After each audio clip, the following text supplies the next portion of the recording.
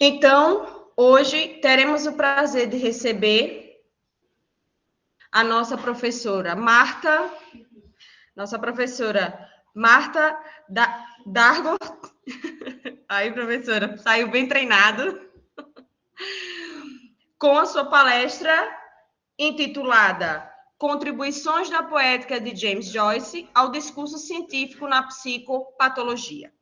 É com imensurável prazer que recebemos a professora, que possui graduação em Psicologia, mestrado em Filosofia e doutorado em Psicologia pela Universidade Federal do Rio Grande do Sul, com estágio na França. É professora titular no Instituto de Psicologia da Universidade Federal do Rio Grande do Sul, coordenadora do PPG em Psicanálise, Clínica e Cultura.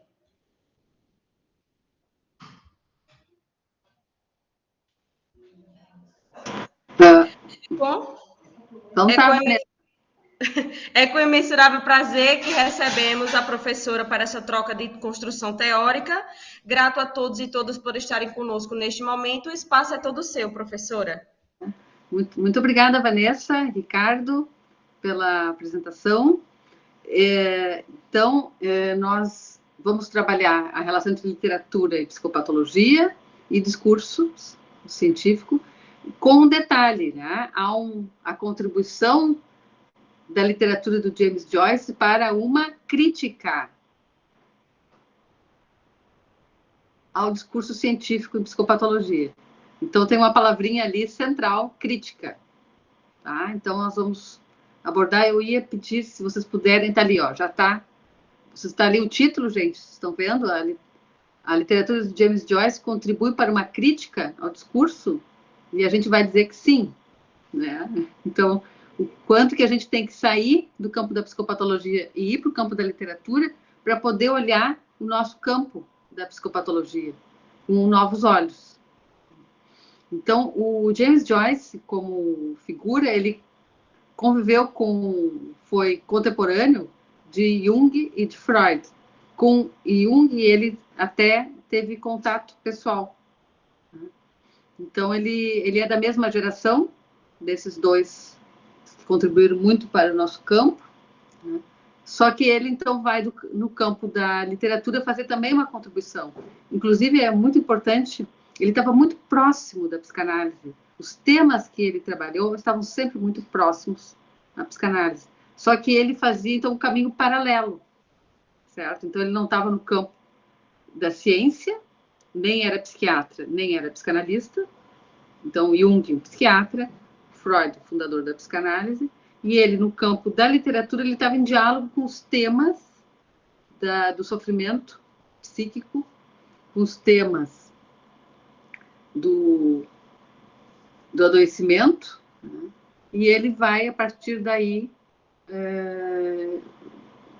fazendo, inclusive, ensaios críticos. Isso é importante.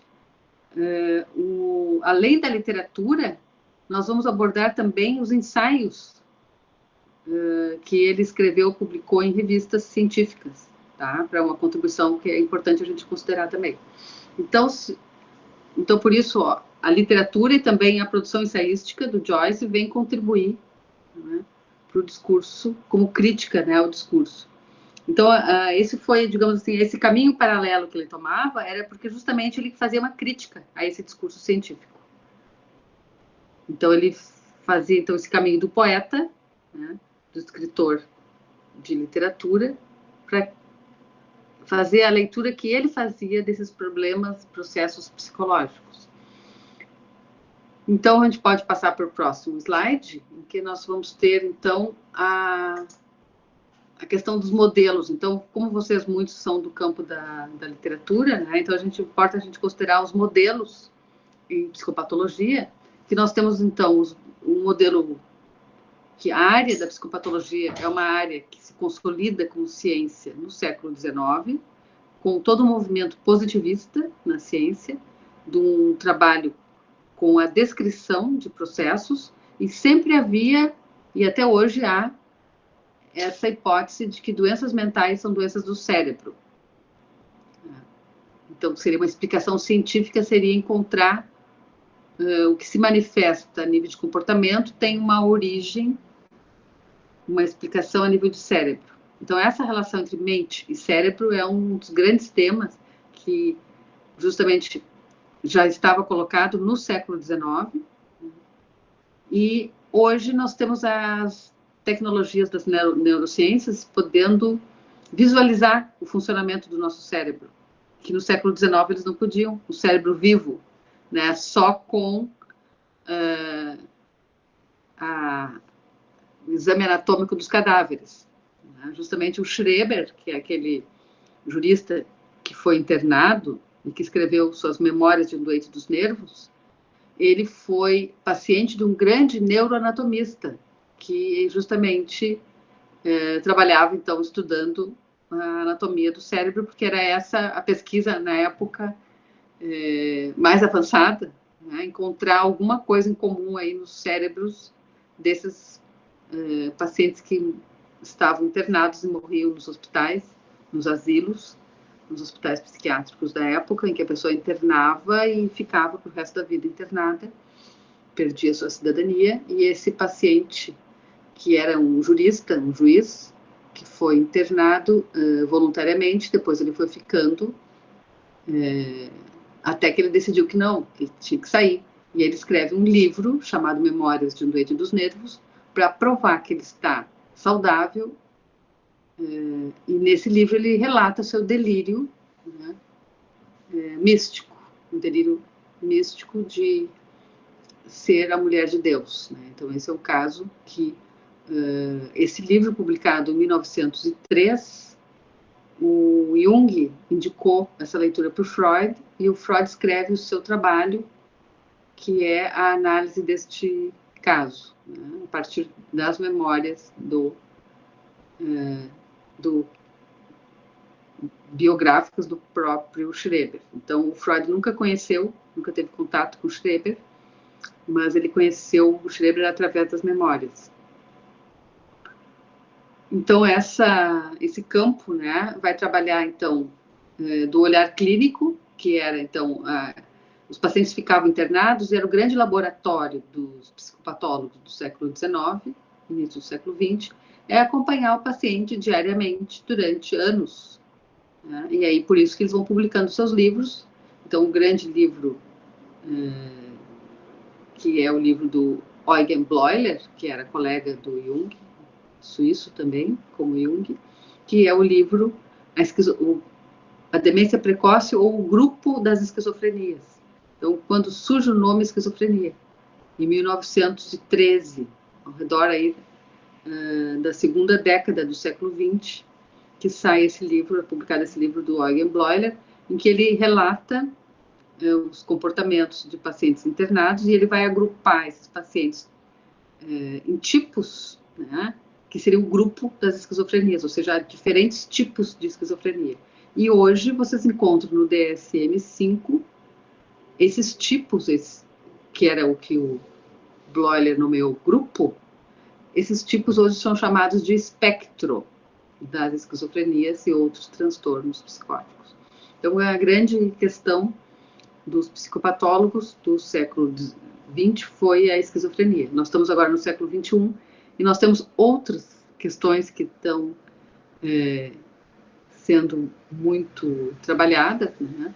Mas foi justamente nesse campo da esquizofrenia que se ocupou tanto o Bleuler, Jung, e o Freud, relativamente nessa publicação que ele faz sobre o caso, que ele vai considerar mais como o campo da paranoia. E hoje a paranoia está nesse espectro da esquizofrenia com outro nome. Então isso é importante vocês considerarem, que no campo científico da psicopatologia, os nomes vêm mudando. A cada publicação do DSM, que é esse manual dos transtornos mentais, que é um manual com uma perspectiva estatística, metodologia estatística, que trabalha com presença ou ausência de determinados critérios. Por exemplo, presença ou ausência de delírio, critério, uma alteração no juízo. Então, esse campo da esquizofrenia tem essa marca aí dessa presença de delírios, e presença de alucinações, e presença de catatonia, que é o comportamento da pessoa que fica prostrada, sem se mexer, e o comportamento chamado comportamento desorganizado, que são os 4 principais critérios nesse espectro da esquizofrenia. Então, enquanto o transtorno delirante teria apenas um critério presente, que seria a presença de delírio, esquizofrenia propriamente dita teria que ter 2 critérios presentes. Presença, que ao menos um seja delírio e alucinação, um dos 2. Né? Pode ter comportamento desorganizado e catatonia também. Mas, no mínimo, 2 desses 4 que deve estar para entrar no campo, então, específico do que é a esquizofrenia. Então, por isso que o espectro é amplo e a esquizofrenia é um dos nomes dentro desse conjunto. Um dos transtornos dentro do espectro é a esquizofrenia. Mas o título do espectro é transtorno do espectro da esquizofrenia e outros transtornos psicóticos. Então, essa, para situar vocês, então, que era a grande questão do século XX, foi a esquizofrenia. Devido a um detalhe da esquizofrenia. Depois das crises, havia resíduos. A pessoa não voltava a ter as suas capacidades como eram anteriores a um surto psicótico, uma presença de delírio e alucinação, por exemplo. Depois de um período de um mês com delírio e alucinação, a pessoa não retornava, depois da crise, desse surto, a pessoa não retornava ao que ela era, em termos de habilidades, inclusive acadêmicas e sociais, né? Não retornava ao modo de funcionamento anterior a essa crise. Então, isso é importante. Então, por que as pessoas na área da psicologia, da psiquiatria, psicopatologia, se dedicaram tanto a estudar esses casos? Então, é isso. Então, essa parte aí. Então, o que chama a atenção é que se trata de um olhar clínico e hoje nós temos os exames de imagens, continuamos olhando. Então, o que a psicanálise vai trazer? A escuta. Então, vai trazer uma outra forma. Então, o modelo psicanalítico ele vai inovar, indo além desse modelo da visualização. Vocês veem que há uma coerência no modelo médico entre o olhar clínico e agora o exame de imagem. Nós continuamos olhando. Se prioriza o ver. Então, o modelo psicanalítico, que vocês vão encontrar no próximo slide, nós temos ali a descrição, então, do modelo psicanalítico, que vai trabalhar, então, com a busca de um sentido, né? Ou seja, certos fenômenos parecem sem sentido, mas pode ser que tenha. Então, no caso do Schreber, o Freud observou nas suas memórias que o paciente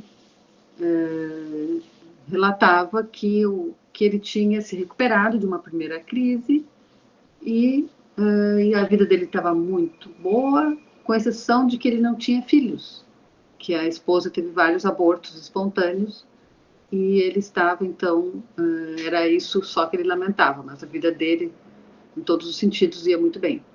E aí o que acontece? Ele teve um pensamento, um devaneio, uma ideia, passou pela cabeça dele uma ideia de como seria belo ser mulher, ou como seria bom ser mulher, seria essa, na hora do coito, foi essa a descrição que ele escreve no livro.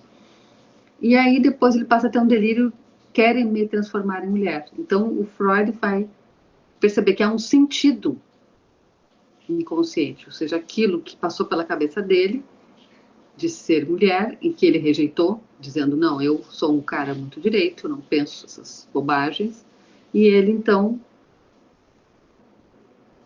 rejeitou um pensamento, uma ideia, e essa ideia que ele rejeita, ela retorna agora na forma de que os outros querem isso para ele. E ele se sente perseguido por esses outros que querem transformá-lo em mulher.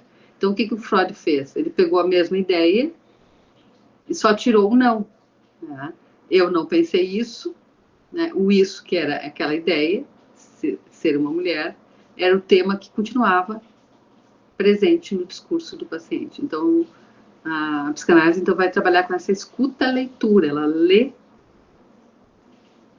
esse dizer, né? Observando esse cuidado da leitura, que vocês no campo da literatura também tem esse cuidado da leitura, para o detalhe, né? Tirando o não, o conteúdo está ali. Né? Então, o Freud, atento a isso, vai fazer uma interpretação do caso, que aquela ideia que ele rejeitou, ela retorna, mas transformada de que quem é o autor da ideia é um outro, não sou eu. Não fui eu que pensei isso. Essa ideia pertence a um outro, né? E esse outro é o inconsciente. Então, o que o Freud consegue é mostrar que o inconsciente é esse outro, que não fui eu quem pensou, mas foi um outro. E onde é que está esse outro? No campo da paranoia, esse outro é outra pessoa. Né? No campo de quem não se situa no campo da paranoia, vai se colocar a questão a si mesmo. Mas quem é esse outro que pensa isso em mim? Quem é que está pensando em mim tudo isso? Então, essa questão, se coloca uma questão, se coloca uma dúvida, e se abre a perspectiva de analisar esses conteúdos, esses pensamentos. Então, há um outro em mim que pensa que o eu é apenas uma dimensão, né, desconhecida em geral, porque há toda uma dimensão da subjetividade que é desconhecida, que é esse outro. E é esse. Então, essa foi a descoberta freudiana e a fundação da psicanálise.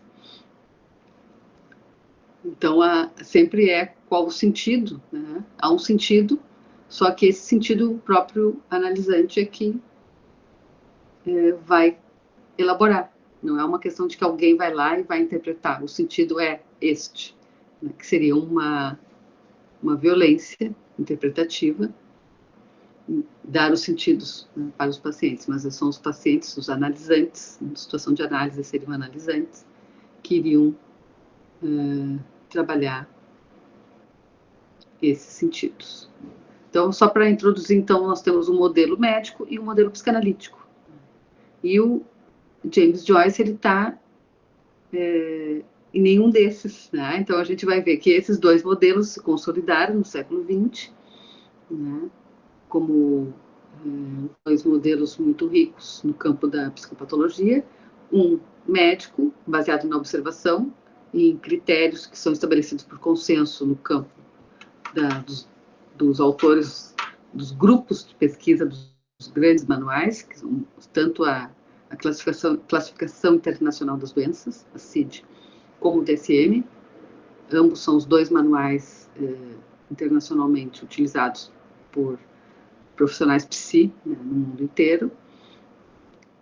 Esses dois se tornaram referência, né, porque um é inclusive da Organização Mundial da Saúde, a CID, que é para todas as doenças, inclusive para os transtornos mentais, então tem essa relevância mundial.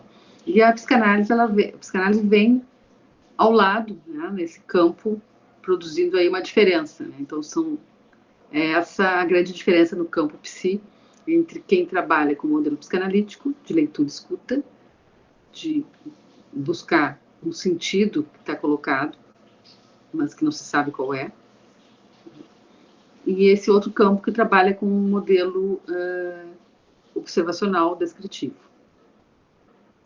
Então, a gente pode passar para o outro slide e a gente vai ver, então, que o campo das discursividades, né, no campo da psicopatologia, ele é muito amplo, né, porque vocês podem, para cada fenômeno, por exemplo, delírio, né, tu pode pensar como ele é classificado, os tipos de delírio, como é avaliado, como é descrito pelo próprio paciente, pelo profissional, pelos amigos conhecidos do paciente, como ele é enunciado pelo próprio paciente, como é determinado no sentido de qual é a teoria que vai explicar, né?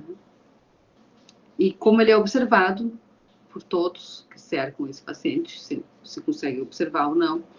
Então, vocês veem aí todo esse campo que a psicopatologia estuda, e cada um com a sua determinação, com a sua enunciação, com a sua avaliação. Então, são diversas formas de considerar o psicopatológico. E aí, um exemplo clássico que eu vou trazer aqui, que tem um quadro que vocês encontram ele, no próximo slide, vocês encontram ele, qualquer pessoa conhece, né, esse quadro, né, e como é que ele se originou. Né? O Munch, esse autor dessa pintura, ele conta como é que esse quadro, que é conhecido como O Grito, que é datado de 1893, ele conta que estava passeando com 2 amigos ao pôr do sol, e aí tá os 2 amigos desenhados, né, no quadro, na pintura, e de repente o céu ficou súbito o céu ficou vermelho sangue.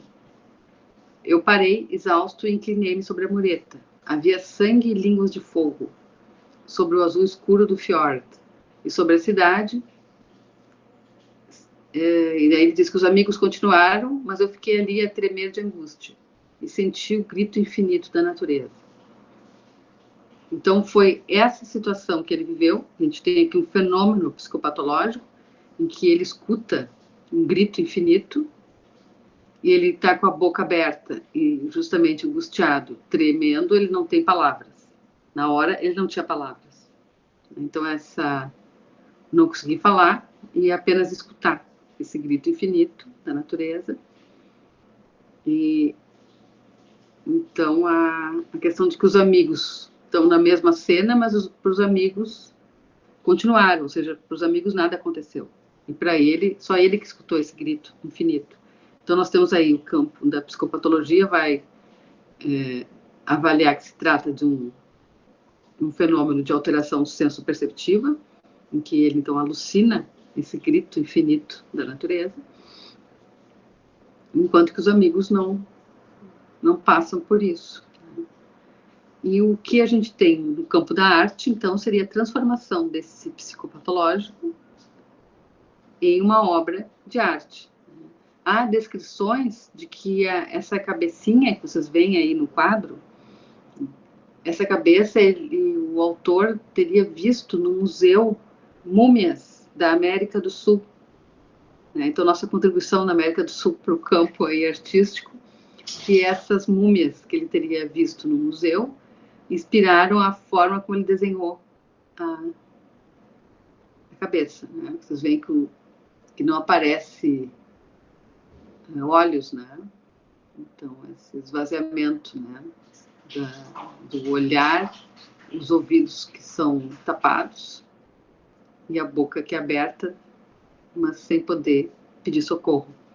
Então, essa angústia, que quando a pessoa está angustiada, ela não consegue nem falar, né? Que é o que ele está relatando. Fiquei ali a tremer de angústia. E ele não diz que escutou o grito, ele diz que sentiu. Então a gente também pode questionar, mas senso-percepção é o sentir, né? Os 5 sentidos. Então esse grito deve ter sentido com todos os sentidos, não só o auditivo, a audição, mas todos os sentidos. Né?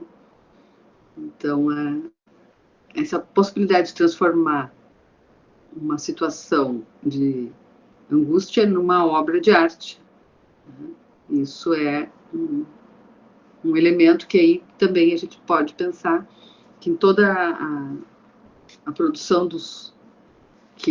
desde aqui no Brasil, a Nise da Silveira, que é uma psiquiatra que nasceu na Bahia e trabalhou muito na região sudeste, e ela criou essa ideia da produção em ateliê dos pacientes dos hospitais psiquiátricos, produção artística, né? E aí ficou esse legado que ela nos deixou, E nós temos em vários locais do país esses ateliês de oficinas de criatividade. Aqui em Porto Alegre nós temos um que se chama Oficina de Criatividade e que atende hoje em dia pacientes ambulatoriais que frequentam com essa produção artística.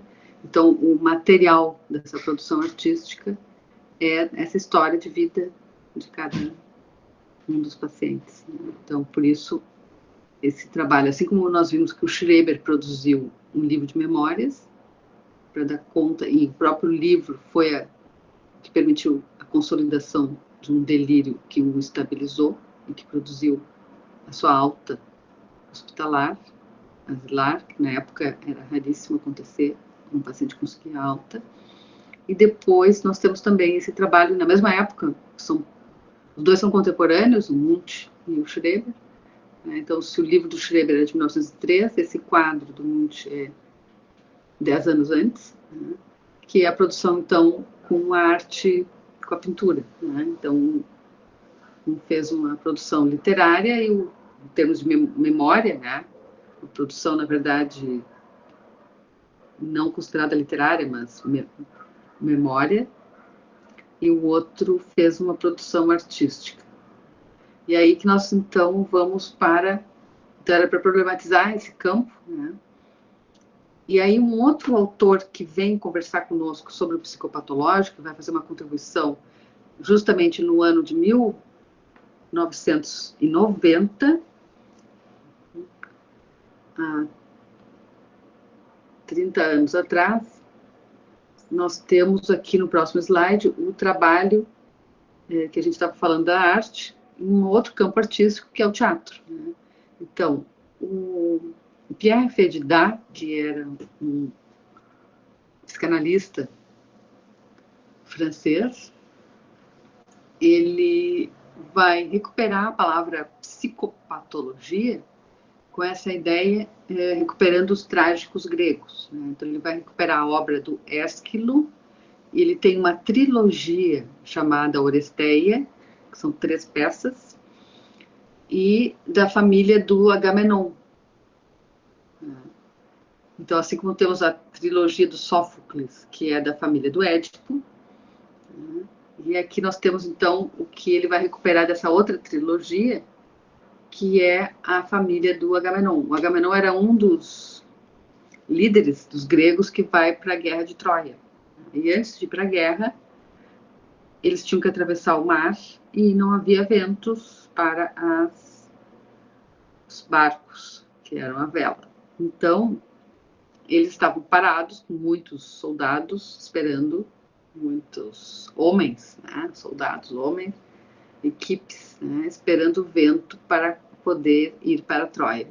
Que eles tinham um pacto entre os líderes gregos, que se um fosse ofendido, todos deveriam lutar para defendê-lo. Então, como um tinha sofrido que sua esposa tinha ido a Troia, com o príncipe lá de Troia, ele resolveu, então, pedir ajuda para os outros, para eles recuperarem Helena, que era essa esposa do Menelau.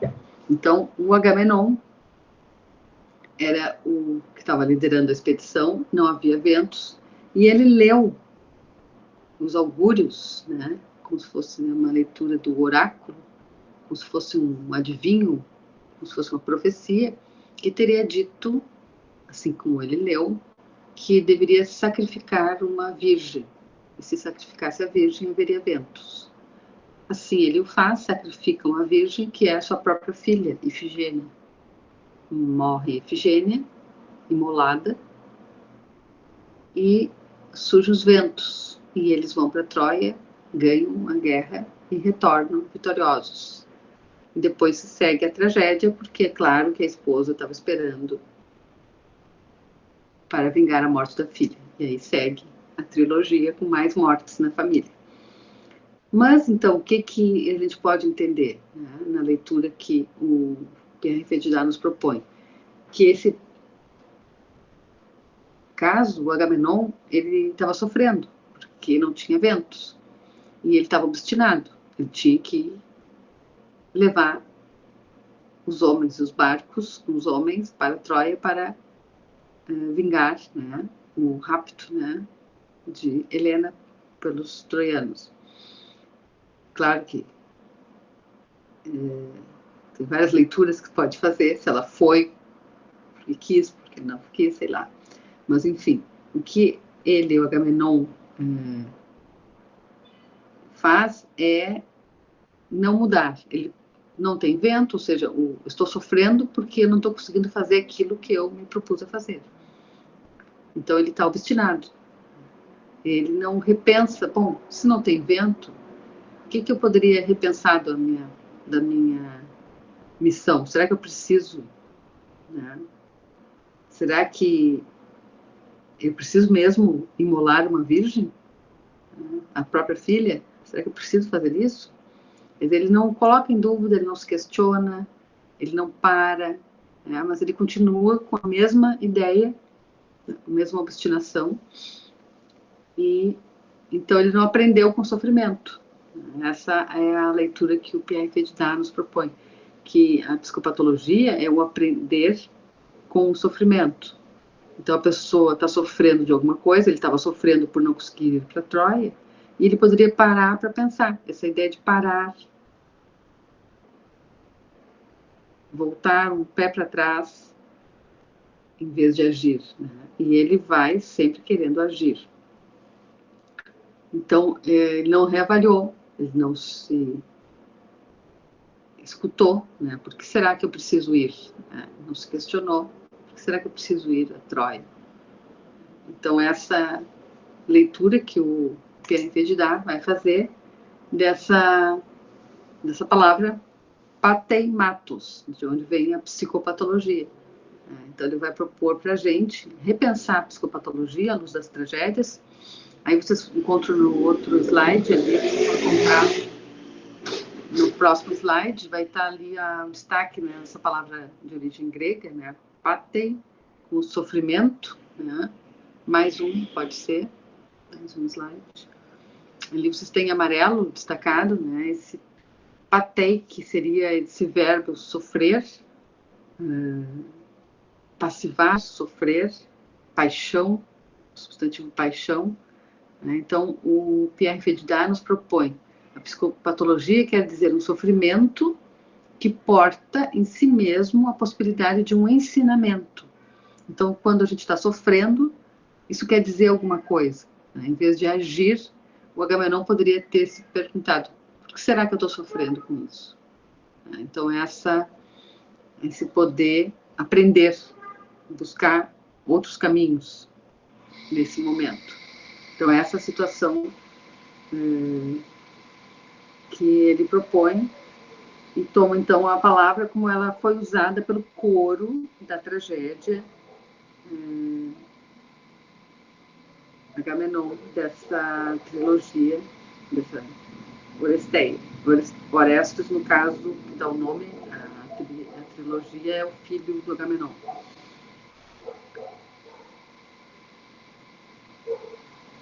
Então, a ideia também que o Fedidar vai propor, que como paixão torna-se uma prova, e como uma prova, essa ideia de uma aprovação, né?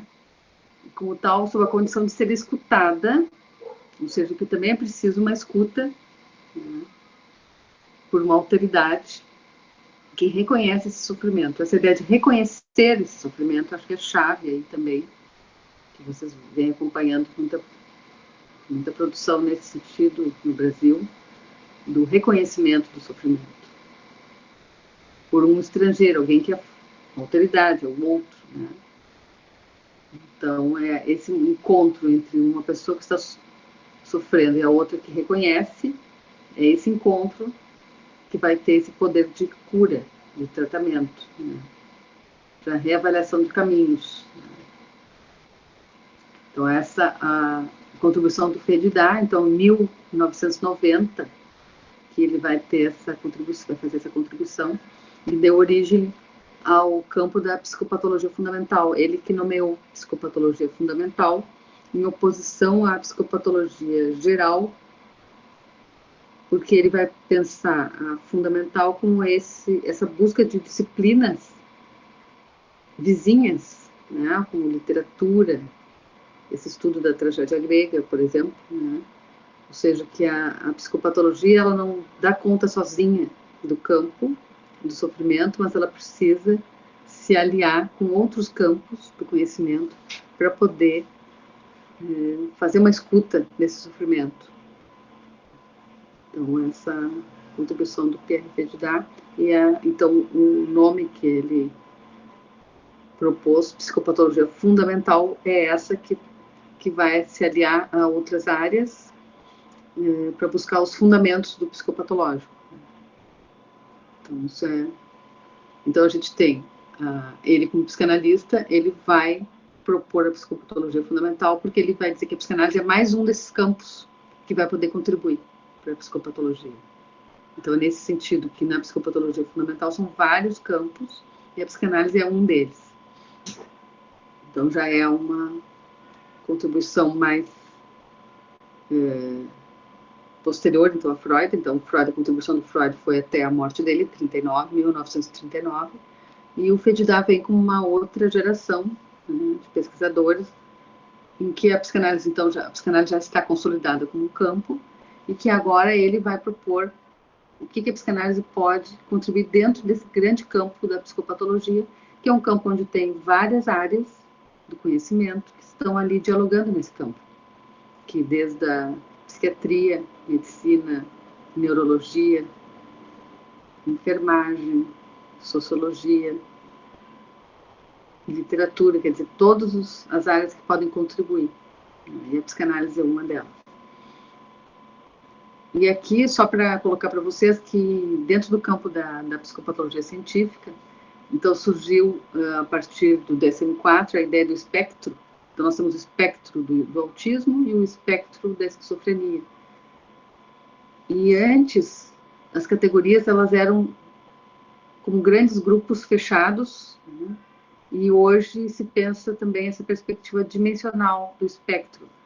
E aqui, no próximo slide, vocês vão ter uma ideia do que é uma perspectiva categorial a partir da tabela periódica. Cada elemento ele tem uma descrição do número de átomos, né, no seu núcleo, etc. Então, eles são qualitativamente diferentes, cada elemento é qualitativamente diferente do outro, qualitativamente e quantitativamente diferente. Então, essa é uma perspectiva de categoria. Já numa perspectiva dimensional, vocês têm agora uma outra maneira de entender, uma perspectiva dimensional, é a ideia, dessa ideia do espectro, de onde é que ela veio? Ela veio, por exemplo, né, do espectro da luz. Então, vocês veem que aí há uma gradação, um contínuo, né, conforme a intensidade, a frequência. Então, não dá para dizer que há uma diferença categorial, mas é uma diferença quantitativa só. Né? E na categorial, vocês tinham uma ênfase maior na qualidade, ou seja, que cada grupo não se mistura com o outro. E aqui vocês veem que é uma continuidade e que pode ter justamente no espectro uma aproximação, ou seja, todos estão no espectro. Né? Então, tudo é luz, né? Mesmo que seja não visível, também é luz. E aí nós temos no espectro do autismo essa ideia de que no espectro pode ter tanto uma pessoa que tem habilidades, que trabalha, que tem habilidades cognitivas e alguma dificuldade social, como pessoas que têm dificuldade para falar, além da habilidade social. Né? Então, problemas em habilidades cognitivas, em habilidades sociais, e outras que têm pouquíssimos problemas nas habilidades cognitivas e pouquíssimos problemas nas habilidades sociais. Então, tem toda uma variação de espectro do autismo, que você deve conhecer pessoas que têm o diagnóstico de autismo, transtorno do espectro do autismo, mas que têm habilidades altamente desenvolvidas, né? Com algum problema só nos relacionamentos. Né? Então, vocês veem que é bem diversificado. Então, agora então vamos lá para o James Joyce. Fizemos uma introdução ao campo científico aí, né? E agora, então, vamos lá para o James Joyce, então, no próximo slide. Então, a gente vai trazer, assim, grandes contribuições de autores dos últimos 100 anos, porque justamente o ano passado foi o centenário do nascimento, centenário da publicação do Ulisses, né? Nós já estamos em 140 anos já, né, do James Joyce. Então, o Ulisses, que é a obra mais famosa dele, foi publicada justamente quando ele fez 40 anos, em 1922. Então, um ponto super importante para considerar é que toda a obra dele é uma crítica à colonização da Irlanda, né? Então, a Irlanda era uma colônia da Inglaterra, né?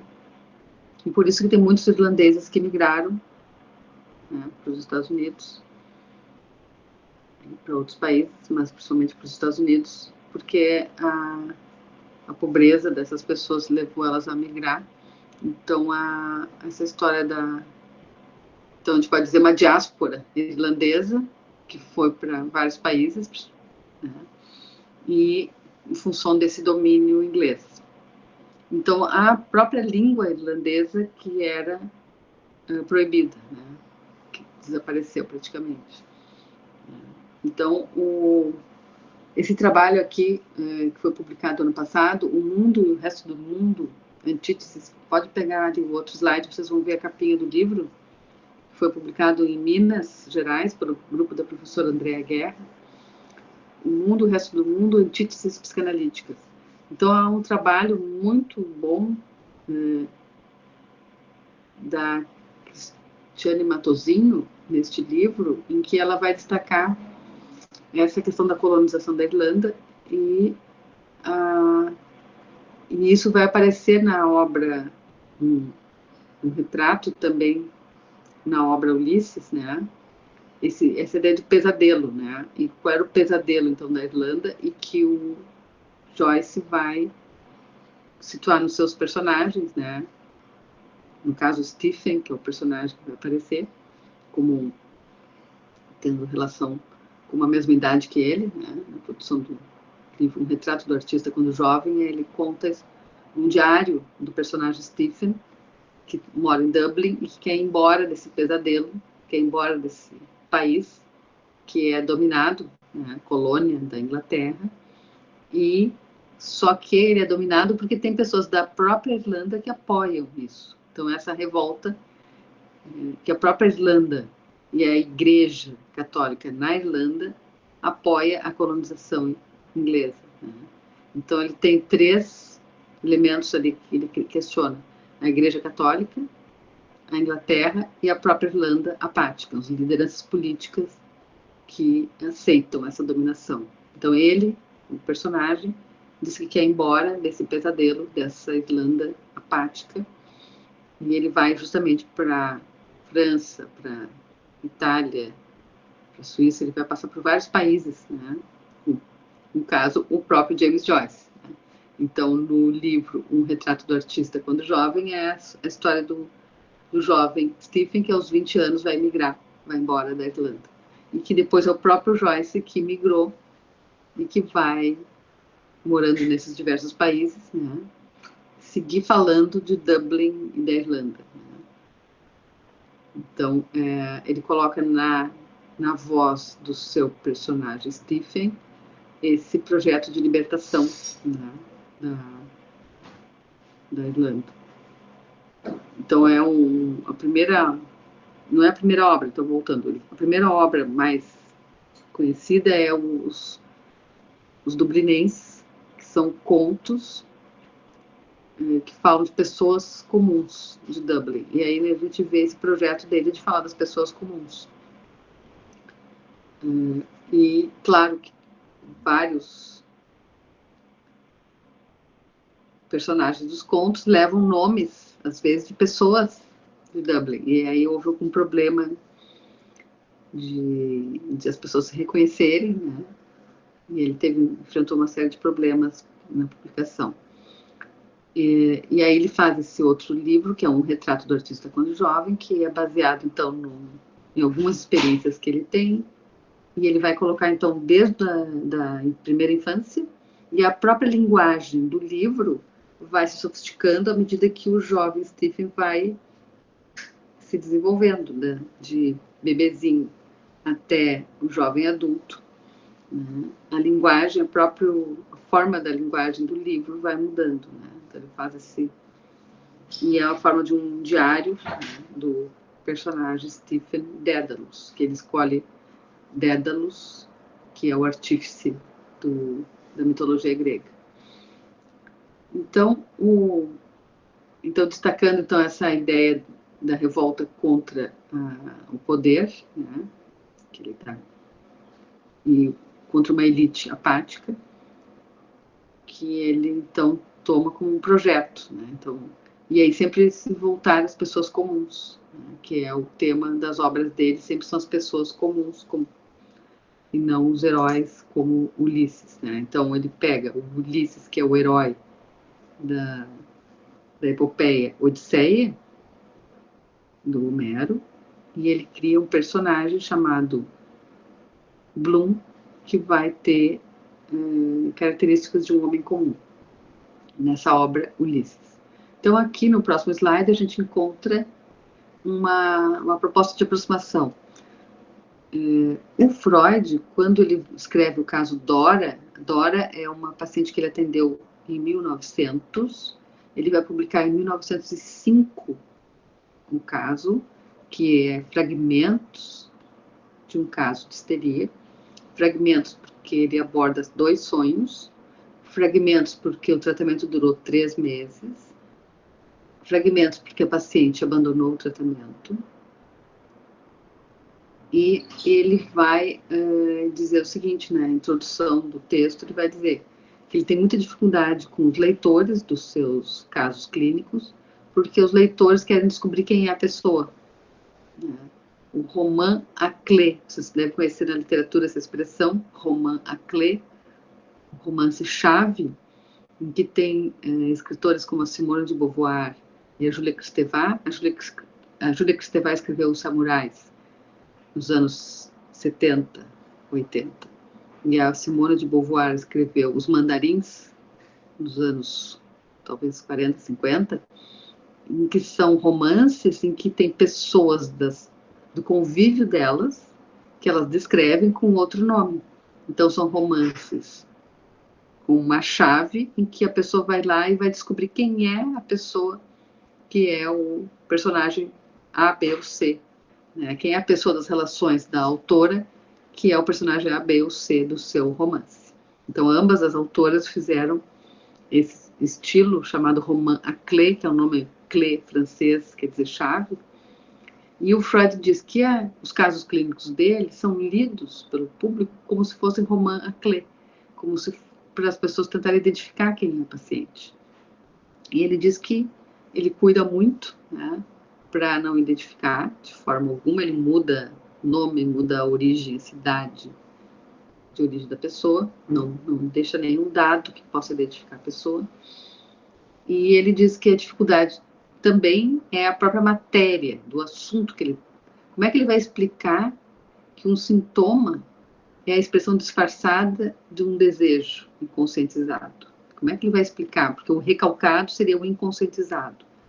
Então fica difícil para ele transmitir, né, no caso clínico, a ideia de que o sintoma, por exemplo, uma afonia, ausência de voz, no caso de uma pessoa que não tem problemas, mas que o sintoma aparece como uma conversão no corpo de uma relação simbólica com a fala, né? O que ela não pode falar, etc. Então essa ideia de ser incompreendido, né? Então Freud diz, eu estou escrevendo meus casos clínicos e ele precisa escrever detalhadamente a descrição do sintoma e as associações livres da analisante, porque a chave de leitura do sintoma vai ser as associações e os sonhos. Então, nesse caso, fragmentos de um caso de histeria, as associações da paciente em relação aos sonhos que ela trouxe durante esse tratamento, esse breve tratamento de 3 meses, São 2 sonhos que ele analisa junto com o material de associações livres que ela traz, né? Então, ele precisa descrever isso com detalhes, né? Então, isso diz a matéria que eu estou tratando, né? Além da técnica do tratamento, o que é uma associação livre, o que é analisar um sonho. Então, ele diz que ele tem essa dificuldade com seus leitores, né? E também o próprio Joyce também, né, teve dificuldade com seus leitores, porque aí a gente conta aqui com a sugestão do Galindo, né, o Galindo, Caetano Galindo, tradutor, vai trazer as pessoas leram Finnegan's Wake, que é essa terceiro romance do James Joyce, e o último, ele demorou 15 anos, no mínimo, né, elaborando. E porque como é uma escrita onírica, não tem como fechar um verdadeiro sentido, não é uma verdade. O texto está em aberto. Ele só pode ser lido se puder ser lido de forma inconclusiva. Então, também, a própria matéria do livro é o sonho. Então, o sonho ele não pode ser reduzido a um sentido único, mas ele é uma abertura para novas leituras, né? Então, a ideia da matéria narrada em Freud, nos casos clínicos, e a matéria narrada por James Joyce tiveram esse problema de recepção, ou seja, recepção é como o público, o leitor, reagiu, né? Então, ambos tiveram muita dificuldade. Então, esse é um ponto em comum entre ambos, né?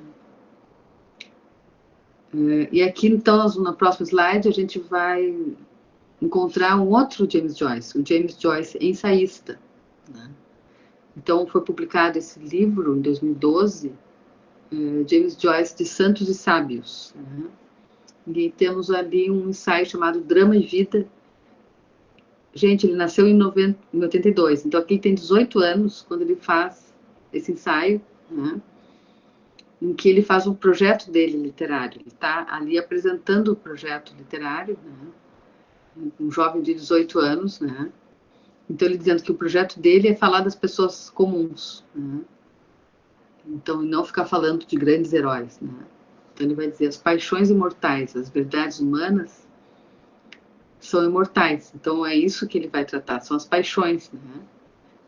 Então, tanto nos ciclos heróicos, como Homero, né, e os poetas trágicos, quanto na idade científica, né? Então, então ele quer dizer, são imortais, as paixões humanas estão aí, né? Estão sempre aí. Então a gente pode tanto ler a Odisseia, a Ilíada, as tragédias gregas, ou romances do período científico, né, que seria o século XIX, por exemplo, nós estamos lidando com essas paixões aí, né? Então são imortais. Então ele está se... Então, por isso o título do ensaio é Drama e Vida, né? Que é a vida que está sendo trabalhada. As paixões fazem parte da vida. Então, esse interesse dele, ele já está então, se apresentando, né, com 18 anos. Muito importante, isso é antes dos 3 romances esses, que é um retrato do artista quando jovem, Ulisses, Finnegan's Wake. Antes desses 3 romances, ele já tem esse projeto literário. E aí ele vai, no próximo slide, tem aqui mais um destaque, né? O homem mais vulgar, o mais morto entre os vivos, pode ter um papel num grande drama. Devemos aceitar a vida tal como essa se apresenta diante de nossos olhos, os homens e as mulheres, tal como nós os encontramos no mundo real. A grande comédia humana de que todos participamos oferece um terreno ilimitado para o verdadeiro artista. Então, é super interessante considerar que ele está querendo dizer que o artista está ali trabalhando com as pessoas, né, que ele observa no dia a dia. E o Joyce fazia isso, ele ficava observando. Né? E aí, então, as pessoas costumam dizer que o analista, o psicanalista, é que ele fica observando, interpretando e analisando as pessoas, né? Mas o Joyce fazia isso com as pessoas do convívio dele, né, como tipos que ele ia observando, escutando a maneira das pessoas falarem, era um tema maior de interesse dele. Ele andava em Dublin, ele matava a aula, caminhava pela cidade, escutando o linguajar das pessoas simples, né, de Dublin. Né? Então, por isso, o próprio conjunto de contos, esses dublinenses, né, é fruto dessas caminhadas, né, que ele faz, recolhendo, né, esses tipos humanos, né, essas pessoas comuns. Então, já está lá nos dublinenses esse primeiro exercício, né, de valorizar essas pessoas comuns da cidade de Dublin. E agora ele vai resgatar um grande autor, aí no próximo slide vocês têm aqui, nesse mesmo livro, é traduzido também um ensaio que ele fez sobre um autor chamado James Clarence Mangan, né, em que ele agora vai trazer ele vai se colocar tipo numa tradição que esse autor já praticava. Então ele está se incluindo nessa tradição ao valorizar esse autor. Então ele vai trazer que esse autor fala do que parece fantástico e real, né? Mas, né, isso está sempre aí, né? Então parece irreal para aqueles que perderam as intuições mais elementares, que são normas de julgamento da realidade. E como sempre se encontra em guerra com seu próprio tempo.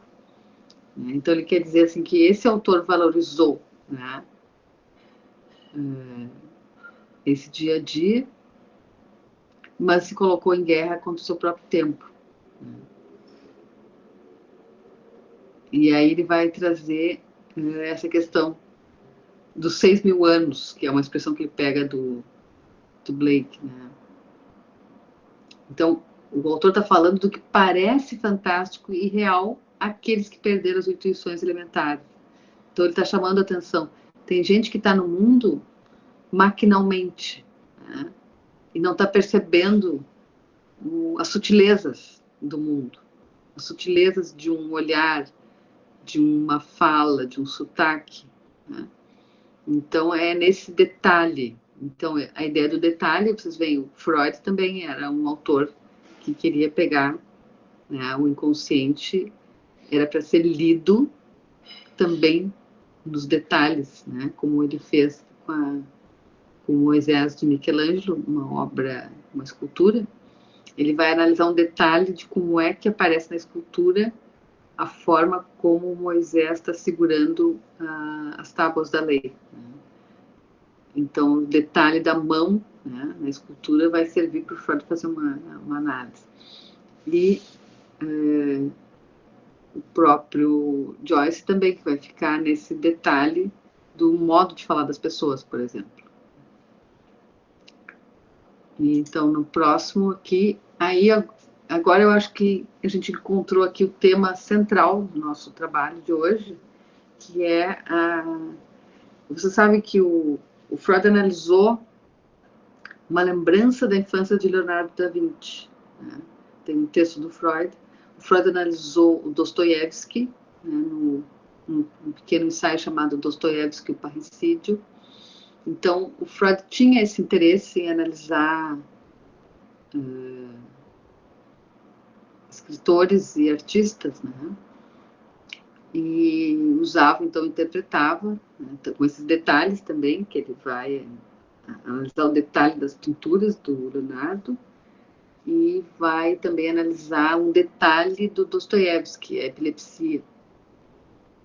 Então, e analisar a obra em relação à epilepsia também. A epilepsia do autor e as questões dos personagens. O Freud vai fazer essas aproximações. No Leonardo, a produção artística dele e a relação com a mãe e com a madrasta. E aqui no James Joyce nós vamos ver um trabalho paralelo. Não tem uma teoria, né? Freud estava tentando interpretar com a teoria do complexo de Édipo. Tanto Dostoiévski como Leonardo da Vinci são analisados a partir de uma teoria que o Freud tem, chamada a teoria do complexo de Édipo. E o Joyce vai fazer uma análise do Oscar Wilde, né, que é um escritor inglês que foi preso. Na verdade, ele nasceu na Irlanda, né, mas morava na Inglaterra, e ele é preso porque você sabe que a homossexualidade na Inglaterra era, se a pessoa se expunha, ela podia ser presa. Então as pessoas tinham que ser discretas, né? E o Oscar Wilde não foi discreto e aí foi preso. Então o James Joyce vai colocar, então, em 1909, que ele vai escrever esse trabalho. Então ele, jovem também, 30 anos, ele vai trazer o seguinte: Oscar Wilde foi um bode expiatório. Olha só, então ele já está trazendo uma teoria sociológica, né, a teoria do bode expiatório, né, política, antropológica também, que é o René Girard, antropólogo que trabalha com essa teoria do bode expiatório.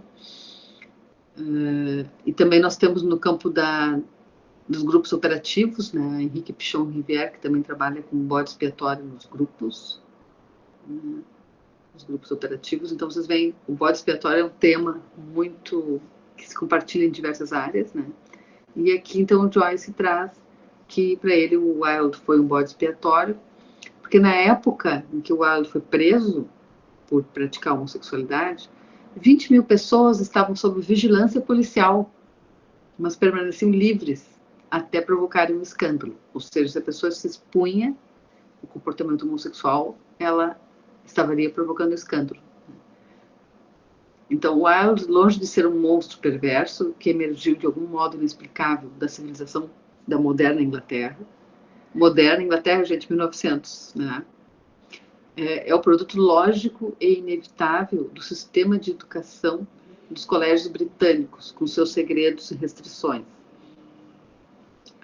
E aqui o Joyce vai trazer, nesse ensaio sobre Oscar Wilde, ele vai trazer um trecho da própria defesa do Wilde, que o Wilde se defendeu dizendo o seguinte: todos veem seu próprio pecado em Dorian Gray. Dorian Gray é um pequeno romance do Oscar Wilde, que o personagem olha para um retrato, né, do seu próprio retrato, e pensa: se eu ficasse para sempre com essa juventude, que é a minha atual retratada nesse meu retrato, né? Então essa ideia de ele querer a beleza da juventude ficar eterna, né? Essa juventude nesse momento que ele tem quando ele é retratado pelo artista. Então é a relação do Dorian Gray com o seu retrato e com o artista que pintou o seu retrato. Então ele diz assim: todos veem seu próprio pecado em Dorian Gray. Ninguém diz, ninguém sabe qual foi o pecado de Dorian Gray. Aquele que o identificar também o terá cometido. Então ele traz que o público, né, que condena, o inglês normal, mediano, que está condenando, né, os pecados do Oscar Wilde, são essas pessoas que não podem nem dizer qual é esse pecado, porque se disser, porque também comete, né? Então ele está denunciando essas 20 mil pessoas que estão sob vigilância policial, que estão se cuidando para não se denunciar, né? Ou seja, que muitos ingleses estariam todos, né, nesse mesmo pecado, mas não podem falar. Mas então o que fazem? Condenam aquele que o pratica. Então esse tema do pecado, né, como se a vida íntima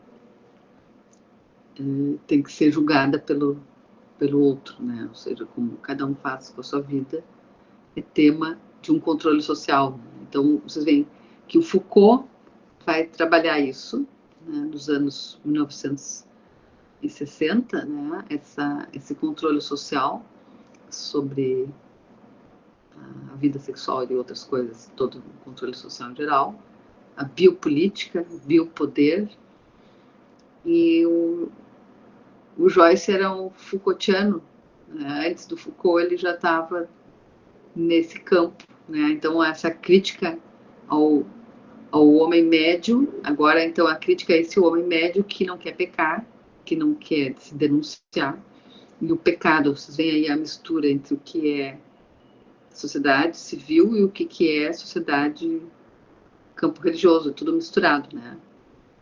Então, como chamar de pecado algo que... Como é que o Estado vai julgar o pecado, né? Quem julga o pecado seria o campo de quem segue as leis religiosas, né? Conforme a religião, os pecados são esses ou aqueles. E aqui, essa mistura, né, também entre o poder religioso e o poder do Estado, né? Isso que também ele está denunciando. Então é muito interessante o Joyce aqui antecipando as críticas que Foucault vai fazer a todo o campo da psicologia, nessa prática do biopoder. Então Foucault vai atingir o campo da psiquiatria, o campo da psicologia, todos os que estão consolidando esse biopoder, esse controle sobre as pessoas, nos diversos livros dele. Bom, então vamos mais um slide aqui, Lendo o Mundo com Joyce, que é, então, dentro do que a gente viu, né? Já estamos chegando, então, avançando aqui no nosso horário. Ler Joyce é ver a realidade sem categorizações. Então, isso que a gente viu ali com o Wilde, havia uma categorização, tal coisa é pecado, tal coisa não é pecado. A gente pensa, tal coisa é delírio, tal coisa não é delírio. Então, a gente está sempre categorizando, né? Então, sem a simplificação da divisão convencional. Isso é loucura, isso é sadio. Né? Isso é normal, isso é anormal. Então, em Ulisses, essa obra que ele lançou em 1922, Joyce introduz um romance onde não há juízo sobre os atos dramáticos dos personagens, mas uma apresentação da pessoa comum, com suas idiosincrasias. Né? E ele consegue fundir, no caso, no outro romance, ele consegue fundir opostos. Em Finnegan's Wake, que é esse romance que é sonho, né? O rio que passa pela cidade, que banha a cidade de Dublin, é ao mesmo tempo belo e também sujo, como o corpo e a mente.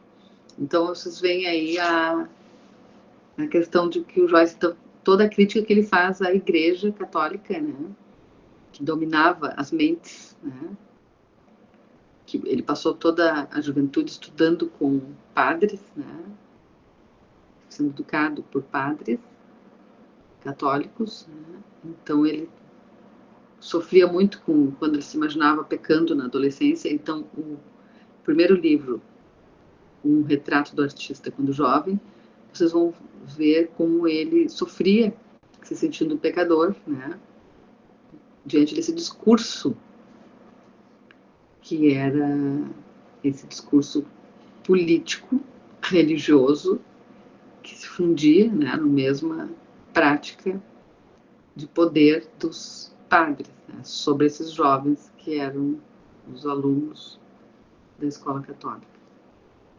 Então, você vê, todo o trabalho dele foi fazer essa crítica política, né, a esse poder religioso sobre as pessoas. Né.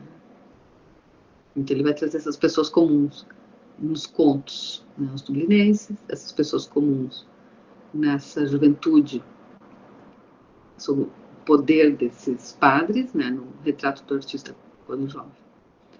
Então, um dos primeiros autores a valorizar a obra do James Joyce, né, e mostrar o quanto que a gente poderia considerar o valor da obra, como a gente tinha que mudar a nossa atitude também como leitores, né, foi o Anthony Burgess, que vocês devem conhecer como o autor da Laranja Mecânica. Né. Esse autor, então, em 50, por aí, ele escreve um livro, O Homem Comum, enfim, HCE, Então, outros dizem homem comum, enfim, né? Que o Bloom, que é o personagem de Ulisses, do James Joyce, e no Finnegan's Wake, HCE são as iniciais do personagem, que é todo o enredo em torno desse personagem, cujas iniciais são HCE também, o homem comum, enfim. Então, o Anthony Burgess vai trazer para a gente uma leitura, nos ajuda a ler, ele vai, todas as obras do Joyce ele vai percorrer nesse livro, mostrando, nos ensinando a ler, né? Joyce busca um equivalente verbal para o estado da mente, a que não se tem acesso através da linguagem comum. Então, isso que ele vai estar... O que é, então, essa literatura onírica, né? Separando linguagem e referências, para criar uma estrutura semi-musical. Então, o próprio Joyce, ele recomendava que, para ler o Finnegan's Wake, as pessoas deveriam ler em voz alta, pensando justamente na musicalidade. Que as palavras, a melodia das palavras, também, considerando isso também. Então, um outro problema do Finnegan's Wake é essa mistura de línguas. Como o James Joyce era uma pessoa que estudava línguas por gosto, né, etc., por viver em vários países, ele aprendeu também diversas línguas, então ele tinha esse contato com várias línguas. Então ele vai trazer então Burgess, né, que haveria uma literatura onírica e uma literatura desperta. Um exemplo de literatura onírica que ele resgata é a própria Alice no País das Maravilhas e Alice através do Espelho, que são literaturas oníricas. Alice no País das Maravilhas, toda a história se passa quando ela está dormindo. No final da história, ela acordou. E o James Joyce tinha a Alice, as obras do Lewis Carroll como referência.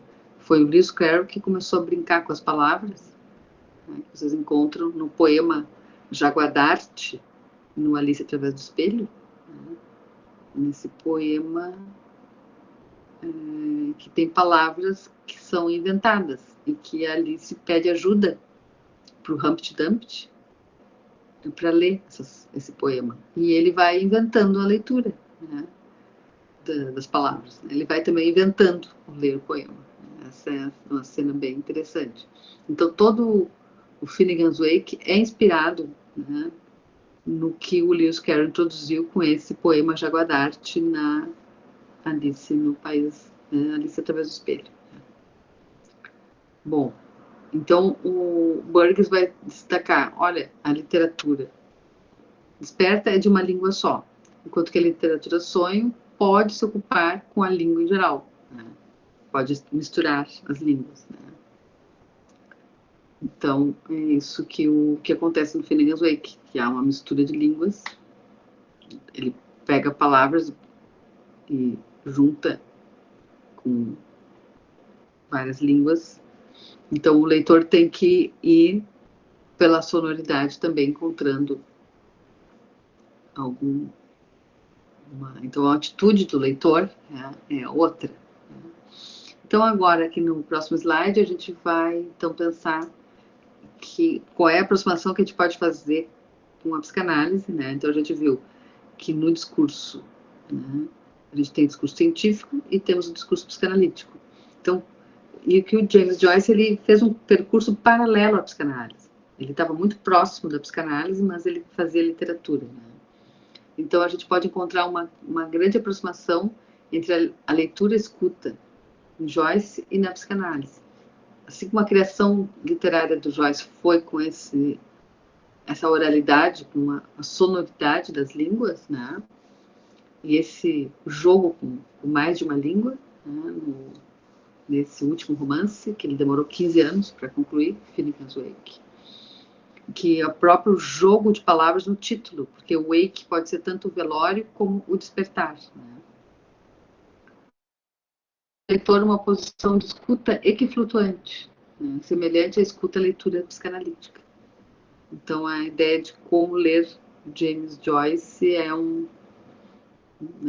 paralelo ao trabalho psicanalítico, né? Então, como ler poesia, praticar a leitura em voz alta, né, da poesia, como sem escutar nesse trabalho de leitura e escuta, né, encontrando abertura de sentidos, ou seja, não buscar um sentido único, mas sempre estar abrindo, né, encontrando numa palavra, numa mesma palavra, se tu vai fazendo uma escansão, como se faz na poesia, tu pode encontrar muitas palavras, né? Então é essa a proposta, muitos sentidos estão aí, que podem ser descobertos, né, nessa atitude de escuta-leitura, né, tanto na obra do James Joyce como na própria psicanálise, que é essa ideia de que nunca tu está escutando em busca de um sentido, mas tu está escutando no sentido de abrir para o analisante, né, as palavras para que ele busque outros sentidos. Então, ele é que vai encontrar os outros sentidos. O analista vai apenas fazer esse trabalho de devolver para ele alguma abertura, né? Na escansão, ele vai, se o psicanalista fizer uma escansão, quem vai encontrar as novas palavras aí nessa escansão é o analisante. Então, super interessante isso aí também, essa aproximação.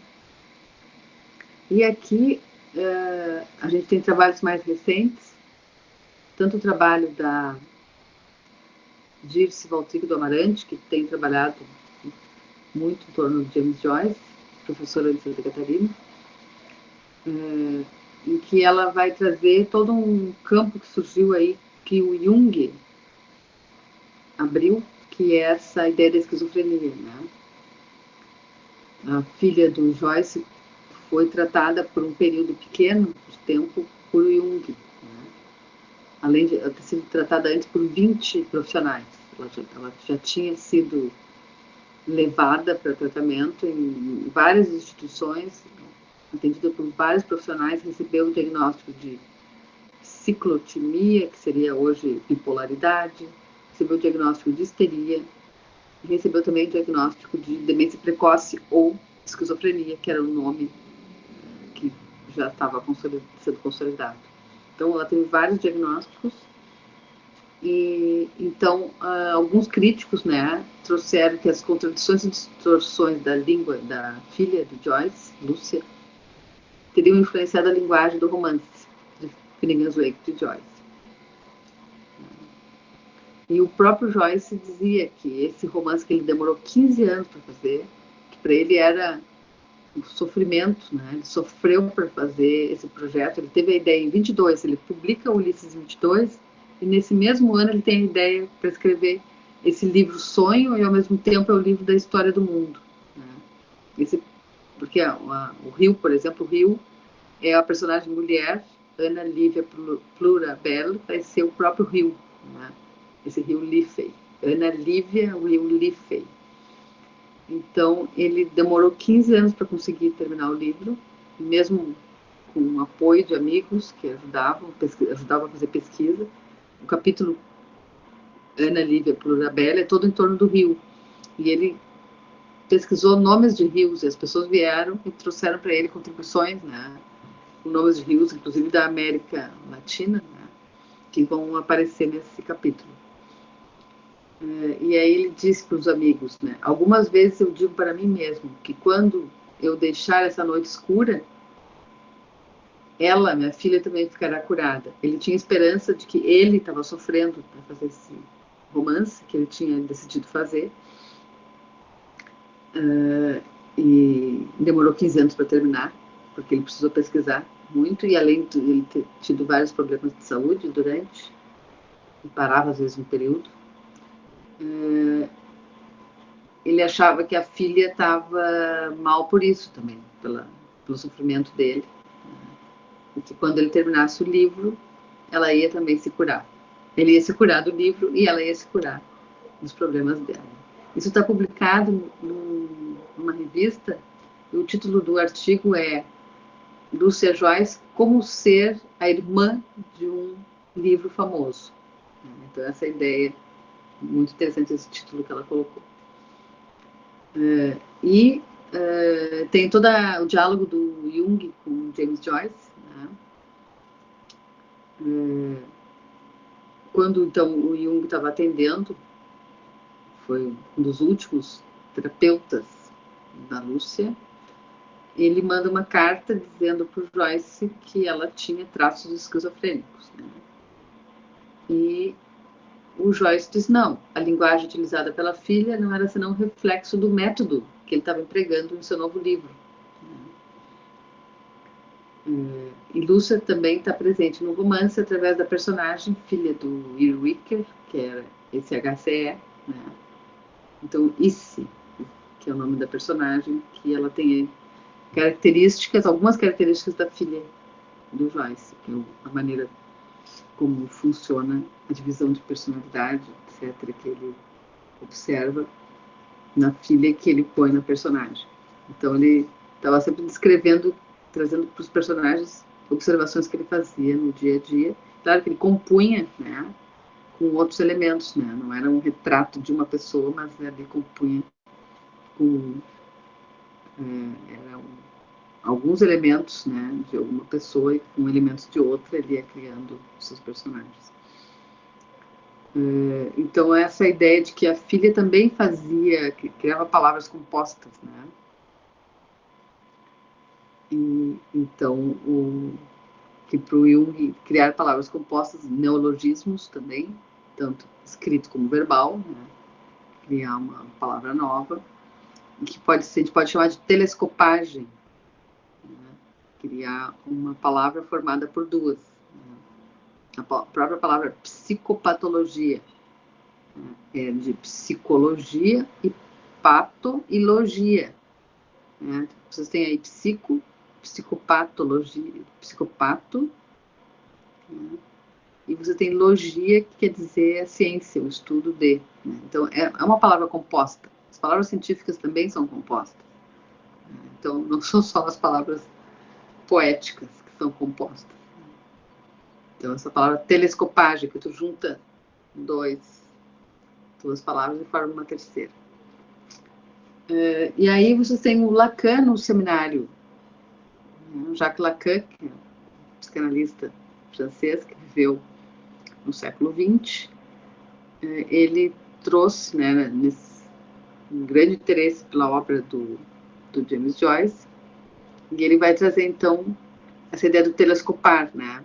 Em Finnegan's Wake, os significantes se telescopam, se juntam, produzindo-se um significado aparentemente enigmático. E isso é o que há de mais próximo ao que os psicanalistas leem nos atos falhos. Então, no Freud, vocês encontram lá no Psicopatologia da Vida Cotidiana o esquecimento de nomes próprios. E também nos xistes, o xiste do familionário. Então, familiar com milionário, a telescopagem familionário. Então, o Freud vai se deter nessas palavras, né? Então, o Lacan diz, olha, isso que tem no Finnegan's Wake, o Freud já abordou lá nos xistes de sua relação com o inconsciente, nos atos falhos, né? Quando o Freud esquece o nome de um pintor, né? E ele vai desdobrando esse nome em várias partes, né?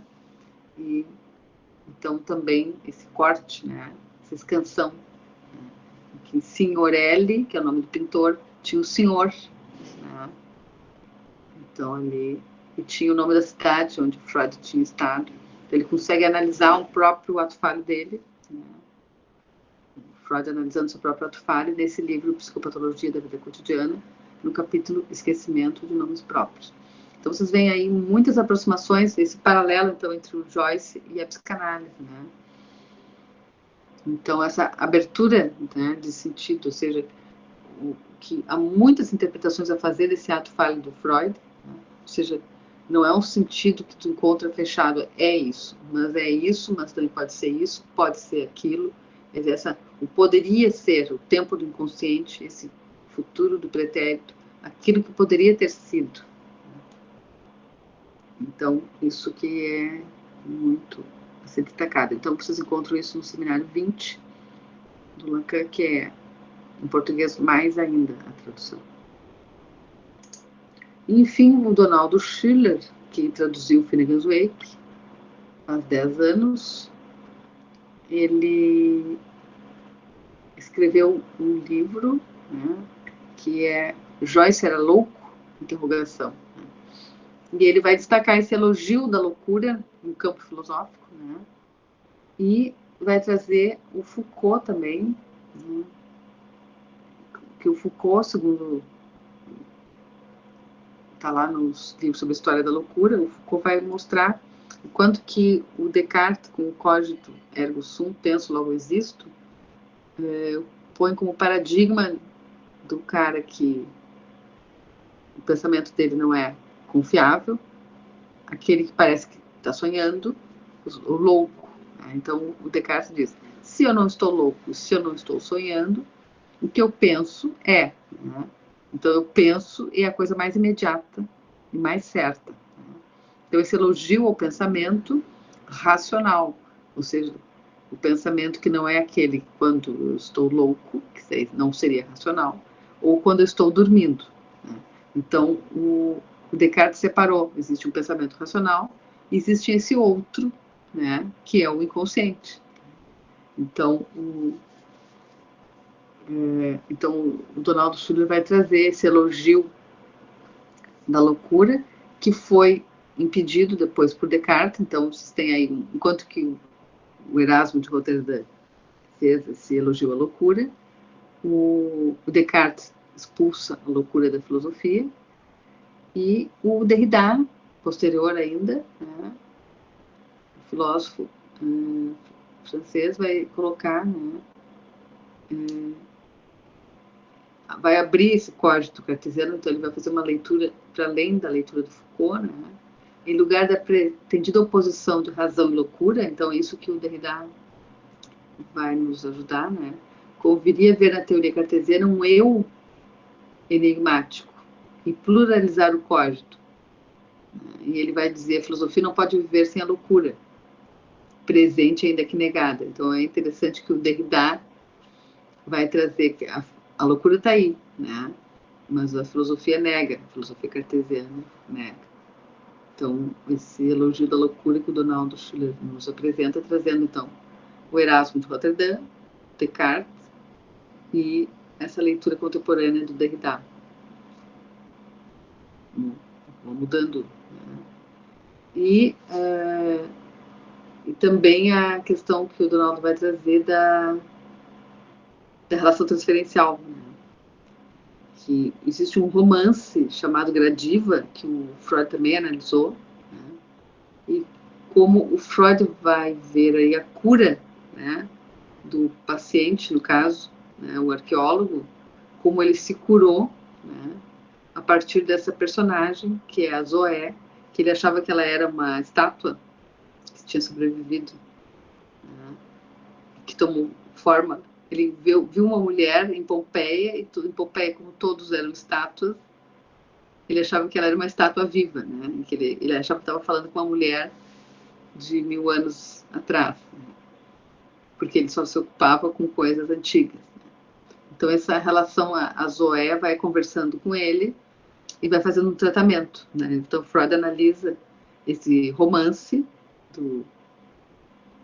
do autor chamado Jensen, né? Analisa esse romance como se fosse um tratamento.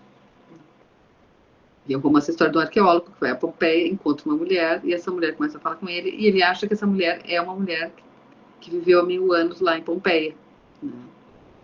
Na verdade, ela é uma pessoa que mora na mesma cidade que ele, na Alemanha, e ela é filha de um arqueólogo, ela também está lá em Pompeia, né? E ele já viu ela na rua, né? Mas ele não só analisa,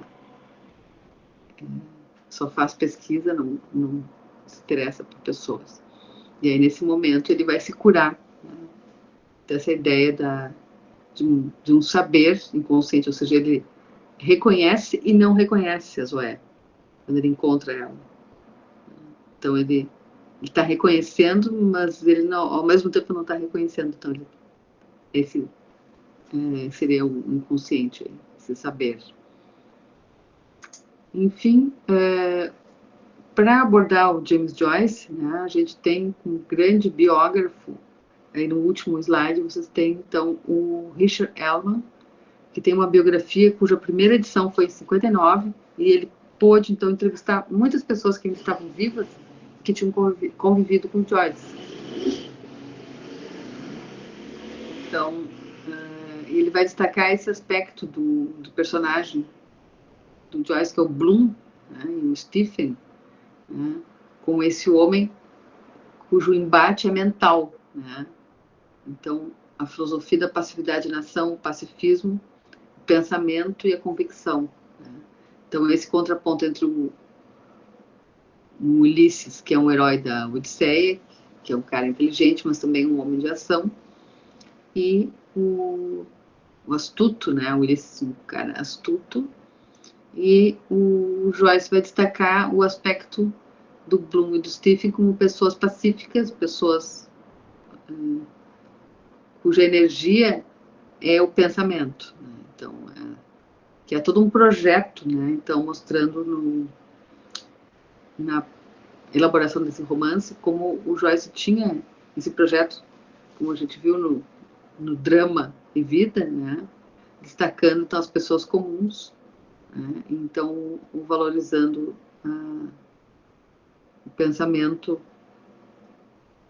e as ideias dessas pessoas num mundo que preparava a Primeira Guerra, né? Um mundo belicista. Ele está trazendo personagens pacifistas, então tem toda uma proposta também na obra de Joyce que a gente pode encontrar aí no seu biógrafo Richard Ellman. Então era mais ou menos por aí nossa proposta, e agora ficou pouco tempo, mas eu estou disponível aí para vocês colocarem questões, e aí para vocês consultarem, então, ali as referências que foram citadas aqui. Então, vou botar meu microfone silencioso para aguardar vocês.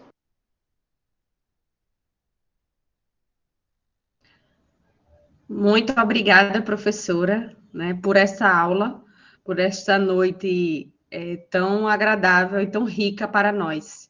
E como a professora já adiantou, né, este momento serve para dúvidas, inquietações, críticas, questionamentos, enfim. E aí eu vou começar, professora.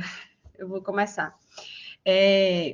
Quando a senhora traz, né, a proposta de essa crítica essa ideia da psicopatologia ali, né, desse adoecimento, vamos pensar assim, desse algo que está ali adoecido.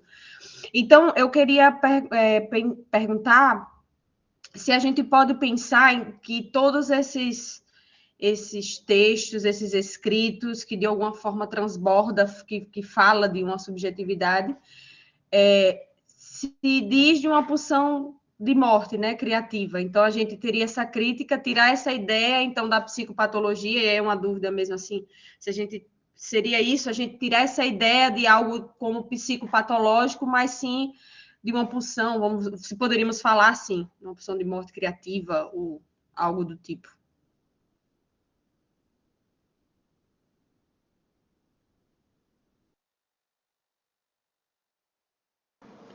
Eu acho que pulsão de morte nem precisa usar, né? Pode dispensar. Pode dispensar, mas pensando que se há sempre um sentido, né? Se num sintoma, numa disfunção, há um sentido ali, além do que a gente está observando. Então, se a gente ficar só na observação, a gente vai dizer, a pessoa está alucinando. Tá, mas além disso, o que quer dizer isso no contexto que ela vive? A gente pode fazer essas questões, né? A gente pode se colocar, tá, mas a quem se dirige isso? Qual é o contexto? O que será que ela está querendo dizer? Então, a gente vai precisar conversar com ela. Então, não é só pelo fenômeno que aparece que a gente vai concluir. Pelo contrário, a gente tem que ficar sem saber. Mas por que será que ela está dizendo assim, dessa maneira, se comportando assim, desse modo? Então, a gente tem que, em vez de concluir, isso é uma alucinação, isso é um comportamento desorganizado, bom, é óbvio. Mas o que será que isso quer dizer? Então, é essa camada, né, que está além do fenômeno do que aparece.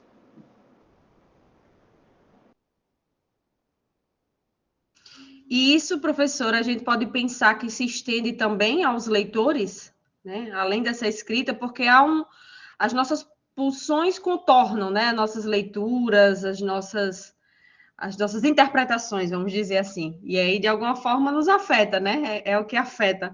Então, a gente poderia pensar também, quando há essa identificação com esse texto, e é aqui falando do literário, né?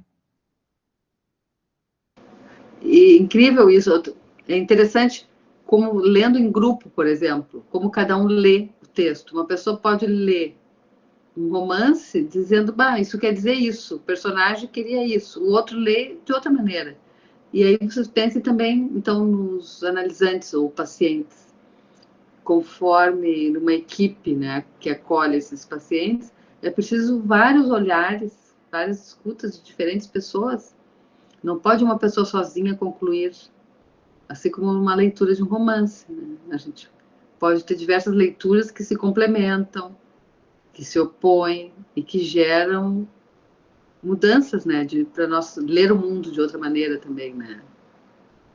Se a gente compartilha, né, a gente aprende com o outro leitor o que a gente não conseguiu ler. Tem pessoas que não conseguiram ler um detalhe, o outro conseguiu, né? Então a gente vai aprendendo com os outros leitores, né?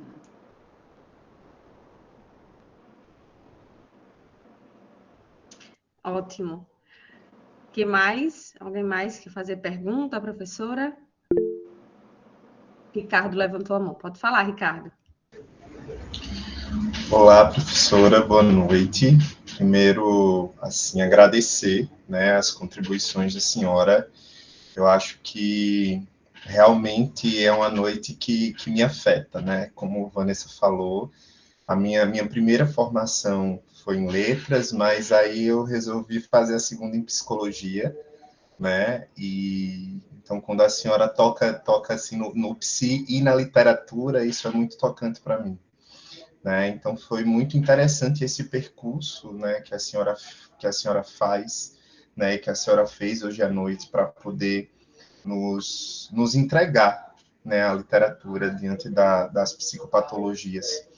E algo que a senhora trouxe, né, que eu fiquei bem não inquieto, mas que eu fiquei curioso, né? Eu acho que talvez seja uma contribuição, mas também uma pergunta, e eu gostaria muito que a senhora, de fato, pudesse trazer mais à luz, né? É quando a senhora fala que Freud, né, ele analisava tanto o autor quanto os personagens, né, na literatura. E isso para a gente, né, eu sempre digo para os meus amigos, quando eu digo que eu estou no grupo de pesquisa de literatura e psicanálise, aí eles perguntam, vocês estão tentando encontrar as psicopatologias dos personagens e tudo mais, e às vezes eu digo, não, a gente está lendo a psicanálise dado à literatura, né, entregue à literatura, não fazendo uma psicanálise clínica, né, e aí quando a senhora trouxe essa informação, eu achei bem interessante. E aí eu gostaria, né, de saber assim, se a senhora consegue nos dar essa luz, né? Quando inicia a literatura, a psicanálise, perdão, quando inicia a psicanálise dado à literatura, né? E quando inicia a psicanálise dado ao viés clínico, ou se existe essa divisão, ou se não existe essa divisão, porque de fato é uma linha muito tênue de se fazer, né? Dado de quando a gente dá com a psicanálise, a gente automaticamente está lidando com a literatura, né? Com os escritos, da forma como é colocado, né? Mas a gente também sabe que a partir do momento que se passa para o papel, que se passa para o papel, né, que já escreve o pensamento, esse pensamento já passa a ter outra ordem, né, não somente a do subjetivo. Então, que a senhora pudesse trazer, né, por favor, mais essa contribuição nessa noite. Muito obrigada pela questão, Ricardo. Olha, o Freud, então, ele tinha muito interesse literário. Tem vários interesses dele no campo literário. E ele realmente, o equívoco que a gente pode dizer é buscar no personagem o autor. Então, muita gente confunde o personagem Stephen, que é uma ficção, com a pessoa do James Joyce. os personagens do Dostoiévski com a pessoa do Dostoiévski. Então, aí que o Freud ele se equivocou, mas era quando ele vai analisar uma teoria que ele já tem, complexo de Édipo, e aplica a um personagem. Então, esse é um problema. E, então, tu está aplicando, seria uma aplicação. E aí a própria psicanálise se empobrece. Porque a gente pode pensar, pelo contrário, qual é o que a psicanálise pode aprender com o personagem. Ou seja, por exemplo, se Édipo é um personagem de ficção, o próprio Édipo é um personagem de ficção, é um mito também, né? Então, é um mito que se torna personagem de uma tragédia, e o Freud, ele vai, segundo o Lévi-Strauss, né, o Freud vai fazer uma nova versão para esse mito. O complexo de Édipo do Freud é a nova versão do mito do Édipo, né, grego, né?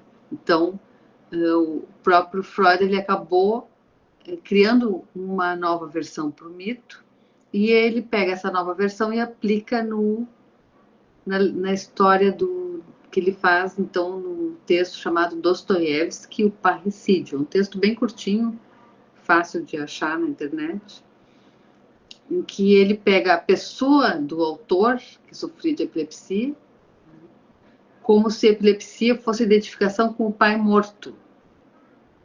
Porque a pessoa na epilepsia, ela desmaia, né? Então é como se ela estivesse morrendo, como se o pai que ele matou em desejo inconsciente, né? O pai que já morreu, mas que ele se culpa pela morte do pai.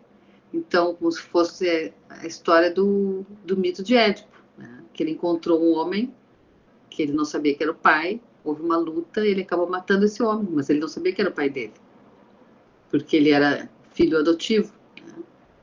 Então, esse não saber, né? Então, o Édipo não sabia. Então, o Freud muito mais se inspira no mito de Édipo para pensar que o inconsciente é um saber que não se sabe. O Édipo não sabia. Então, esse aspecto aí do mito que falta enfatizar, e o Freud mesmo não enfatizou. O que eu quero no mito de Édipo é o não saber. Porque o Édipo, no final, vai dizer, na terceira parte da trilogia, ele vai dizer: eu cometi um crime, mas eu não sabia que aquele homem era meu pai e que aquela mulher era minha mãe. Então, eu não sabia. Eu estava na posição de não saber. Quem está na posição de não saber é quem está na hipótese do inconsciente. O inconsciente é esse outro que eu não sei.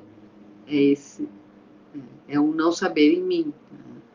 Então, o Édipo, ele é um precursor da teoria psicanalítica, se a gente for entender. Então, aí que vale a pena a gente ler, né, a relação entre a psicanálise e o Édipo como um precursor, né? Então, como o Freud se inspira, e não como uma relação triangular, né, da família, né, mas pensando no mito, a relação do próprio mito, né, como uma contribuição, né, como a psicanálise vai beber nesse mito, né, vai tomar esse mito que antecipa a própria psicanálise, se a gente pensar o inconsciente como esse não saber. E aí a gente sai do Édipo como um núcleo familiar, família nuclear, pai, mãe e filho, que é muito mais divulgado, todo mundo sabe, é uma coisa muito mais comum entender Édipo por aí. Mas a gente pode dizer que a contribuição do Freud foi buscar no Édipo o inconsciente, aquele que não sabe dos seus atos, né? Ato falho. Eu não sei por que eu cometi esse ato falho, né? Então eu vou me interrogar, né? Então isso seria o inconsciente.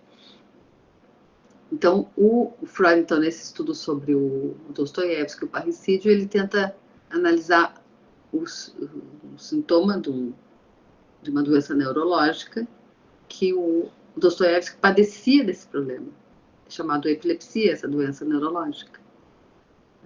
Então ele analisa a doença neurológica, os desmaios, como se fosse uma pequena morte, e essa pequena morte com uma identificação ao pai, Então, ele aplica aí uma questão da morte do pai, né? Então, esse mito, né, do Édipo que matou o pai. Só que o Édipo não sabia. Então o Freud acaba se distanciando da grande descoberta dele, desse paralelo entre o Édipo e o inconsciente, e volta para a questão que ficou mais senso comum do triângulo familiar aí, mãe, pai e filho. O filho ama a mãe e quer matar o pai, quer dizer, isso aí é a divulgação do senso comum. Mas o próprio Freud, como ele mesmo,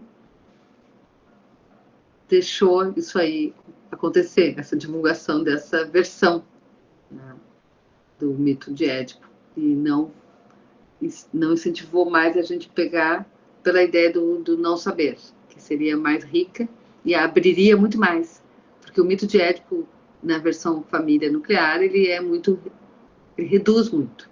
Então a gente sempre tem que sair da redução, do reducionismo, e ir para uma interrogação, para uma abertura, para um não saber, né, buscando. Eu fiz uma pesquisa algum tempo atrás sobre o Stevenson, naquele Mr. Hyde e Dr. Jekyll, o médico monstro. Vocês conhecem essa obra do Stevenson? Robert Louis Stevenson, um autor de origem escocesa, que escreveu O Médico e o Monstro, que é se tornou super popular aí, O Médico e o Monstro, que é o mesmo homem, o Dr. Jekyll, que toma um pozinho e se transforma no Mr. Hyde. E o Mr. Hyde sai na rua de noite matando, fazendo, né, atividades antissociais. E o Dr. Jekyll é um homem muito correto, muito bem comportado, de dia. E de noite ele toma um pozinho e vira o Mr. Hyde. Então é um outro, só que tem o pozinho ali, né? Tem essa poção que ele toma, e aí depois ele volta, de manhã ele volta a ser um doutor, né? Essa dualidade, que a Vanessa botou ali, essa dualidade, que seria o inconsciente, né? Então o que eu fiz foi estudar essa obra, que é tão popular como O Médico e o Monstro, ficou super popular, estudar essa obra como a teoria do inconsciente do Stevenson, ou seja, que um autor da literatura tinha sua própria teoria do inconsciente, que era essas pulsões, como dizia a Vanessa, destrutivas, né, que o Dr. Jekyll escondia de dia, que ele de noite manifestava, né, nessa dualidade. Então a gente vê que o próprio autor tem uma teoria do inconsciente. Ele era contemporâneo do Freud, ele não conhecia psicanálise, mas ele também fez a sua teoria. Então vocês veem que Freud é uma das teorias do inconsciente, não é a teoria. Então por isso a literatura ela nos permite ter mais humildade, né, no campo da psicanálise, encontrando outros autores que também fizeram as suas teorias do inconsciente. Então nesse sentido que a gente pode dialogar, né, psicanálise e literatura. Gratidão, professora. Muito obrigado pela sua resposta. A cada resposta da professora é uma aula, né? Que a gente fica aqui querendo ouvir mais, com várias inquietações, várias perguntas que estimulam a gente, né? Dá esse estímulo a gente a refletir. E sobre essa agora, da dualidade, eu já estava aqui, colocando no bloquinho aqui do lado, já como leitura e uma proposta, assim. Muito, muito bom. Muito bom. Então, professora, alguém mais deseja falar de alguma coisa? Então, desde já, gostaria de agradecê-la por esta noite, por este momento, né, tão enriquecedor para nós, esta aula, né, de fato, uma aula aí nessa terça-feira, aqui no Nordeste, com muito calor. Não sei aí, professora, como está. Também. Mais ou menos. Então, gostaria de agradecê-la pela participação, pela disponibilidade, em nome do nosso grupo de pesquisa, o LIGEPS, em nome do nosso professor, doutor Hermano, que é o coordenador do grupo. Como eu havia dito, ele estava na sala, saiu, está com essa estabilidade na internet. Mas agradeço, né? Estendo o agradecimento e nós estamos aqui disponíveis ao momento que quiser visitar novamente, ela já conhece a João Pessoa, mas visitar novamente o nosso grupo de pesquisa, fique à vontade, estamos aqui de braços abertos. Muito obrigada, Vanessa. Muito obrigada pelas questões, Ricardo. Aqui é a Sandra. Obrigada, Sandra, pela participação de vocês, pelo interesse.